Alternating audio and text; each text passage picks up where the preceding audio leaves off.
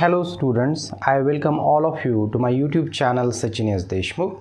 Today we will study simple present tense in detail.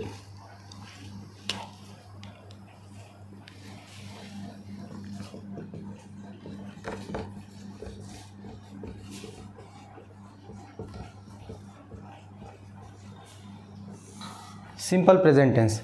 Yesterday we studied few sentences of a simple present tense. I am continuing that period. See, I will prepare one sentence with I sing a song. I sing a song. ह्याचा मराठीमध्ये अर्थ होतो मी गाणं गातो. We go to school. आम्ही शाळेत जातो. You play cricket. तू क्रिकेट खेळतोस. हे एकवचनी आहे. You ask questions. तुम्ही प्रश्न विचारता. He reads. पहा इथे जर सब्जेक्ट ही शीट असेल तर आपल्याला यस फॉर्म वापरावा लागेल. He reads a book. तो पुस्तक वाचतो. शी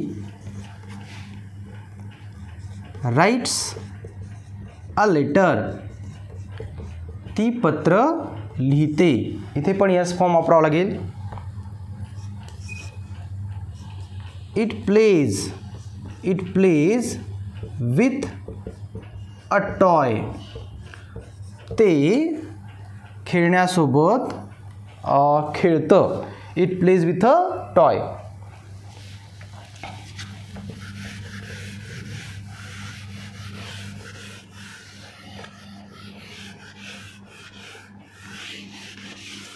त्यानंतर आपण देचं एक वाक्य तयार करूयात. They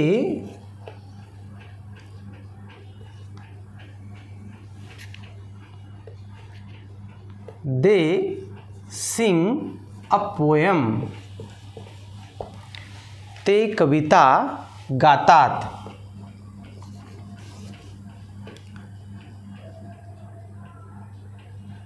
Kedar draws a picture. Kedar चित्र काढतो.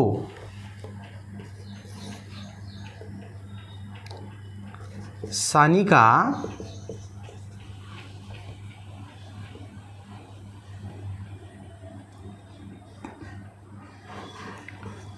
puts her bag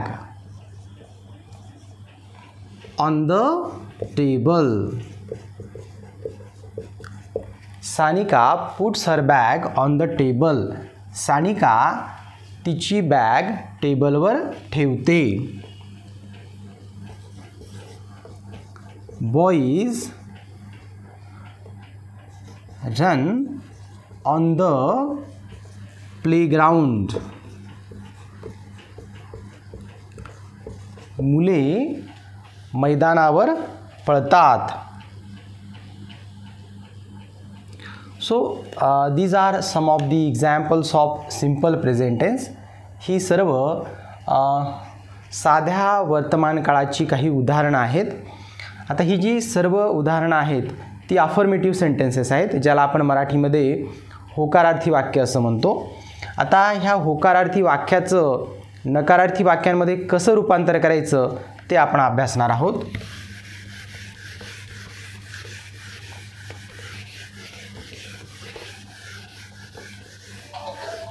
उदाहरणादाखल आपण इथे एक वाक्य घेऊयात. How to change affirmative sentences into negative sentences. सुरुवातीला मी जे वाक्य लिहिणार आहे ते होकारार्थी वाक्य असणार आहे आणि त्या होकारार्थी वाक्याचं आपल्याला नकारार्थी वाक्यामध्ये रूपांतर करायचं आहे. आणि ही सगळी वाक्ये ही साध्या वर्तमान काळाची असणार आहेत. I call my friend. I call my friend म्हणजे मी माझ्या मित्राला बोलावतो. आता ह्या वाक्याचं जर आपल्याला नकारार्थी वाक्य करायचं असेल तर या ठिकाणी आपल्याला डू नॉट हे शब्द वापरावे लागतील. I do not call my friend म्हणजे मी माझ्या मित्राला बोलवत नाही. आय डू नॉट या ठिकाणी डू नॉट हे दोन शब्द वापरावे लागतील आणि हेच वाक्य आपल्याला वेगळ्या पद्धतीनं पण लिहिता येईल. आय डोंट हे डू नॉटचं कॉन्ट्रॅक्टेड फॉर्म आहे डोंट.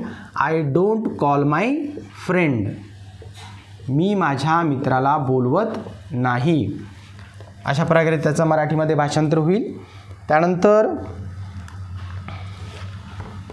वी कम अर्ली आम्ही लवकर येतो. वी कम अर्ली ह्याचं नकारार्थी वाक्य होणार आहे we do not come early. Do not come early. त्याचबरोबर या ठिकाणी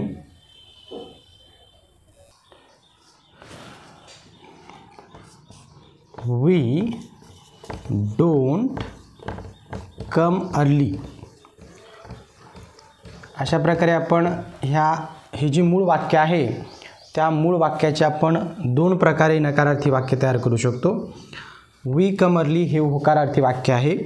we do not come early हे नकारार्थी वाक्य आहे आणि डू नॉटचा कॉन्ट्रॅक्टेड फॉर्म डोंट आहे हे सुद्धा नकारार्थी वाक्य आहे.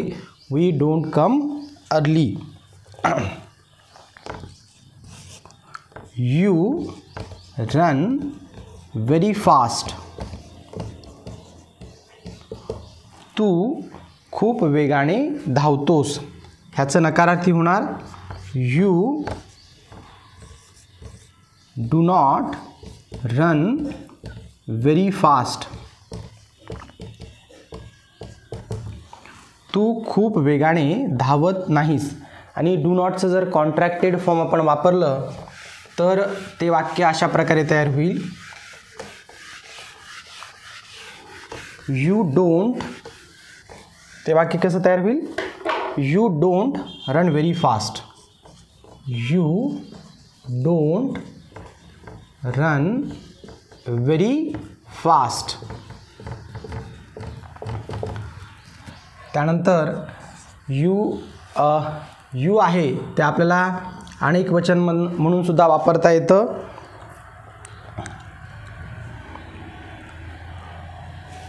You sit on the chairs तुम्ही खुर्च्यांवर बसता. You do not sit on the chair.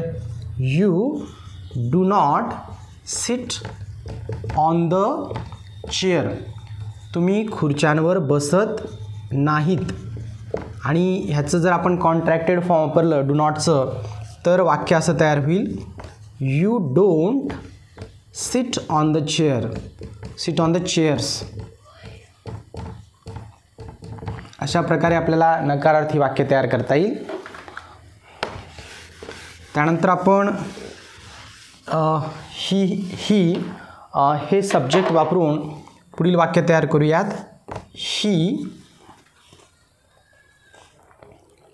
He studies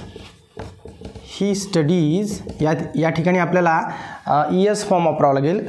स्टडीचं spelling आहे STUDY आणि त्याचं ES फॉर्म असणार आहे Y काढून टाकावं लागणार आहे आणि IES ॲड करावं लागणार आहे. He studies very hard. तो म्हणजे भरपूर किंवा कठीण असा अभ्यास करतो, भरपूर अभ्यास करतो. He studies very hard. त्याचं नकारार्थी होणार आहे ही डज नॉट घ्यावं लागणार आहे. He does not study very hard. अशा प्रकारे आपल्याला त्याचं नकारार्थी वाक्य तयार करता येईल. आणि आपल्याला डज नॉट ह्याचं कॉन्ट्रॅक्टेड फॉर्म वापरून सुद्धा वाक्य तयार करता येईल.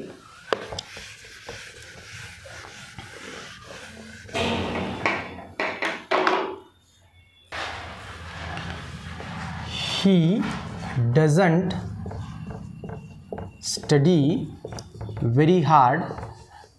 अशा प्रकारचं वाक्य आपल्याला तयार करावं लागेल.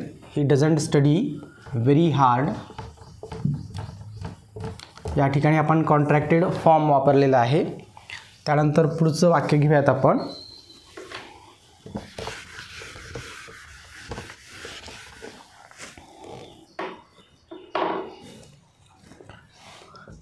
शी teaches us Marathi.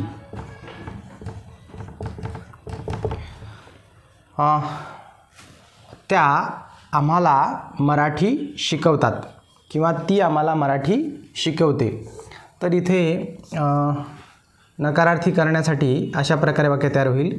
She does not teach us Marathi. किंवा डज नॉटचं जे कॉन्ट्रॅक्टेड फॉर्म आहे ते असणार आहे doesn't. She doesn't teach us Marathi. अशा प्रकारे आपल्याला दोन प्रकारे किंवा दोन पद्धतीनं नकारार्थी वाक्य तयार करता येतात. पुढील वाक्य आपण पाहूयात.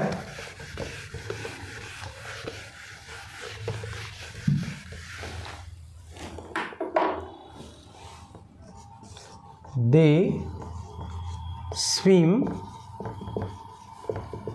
In the river. ते नदीमध्ये पोहतात. ह्याचं नकारार्थी होणार आहे they do not swim in the river. ते नदीमध्ये पोहत नाहीत. दुसऱ्या पद्धतीनं आपल्याला असं करता येईल नकारार्थी वाक्य they don't swim in the river. तर अशा प्रकारे आपण साधा वर्तमानकाळ ह्याचे जे होकारार्थी वाक्य आहेत आणि त्याचे नकारार्थी वाक्य कसे करायचे हे आपण अभ्यासलेलं आहे.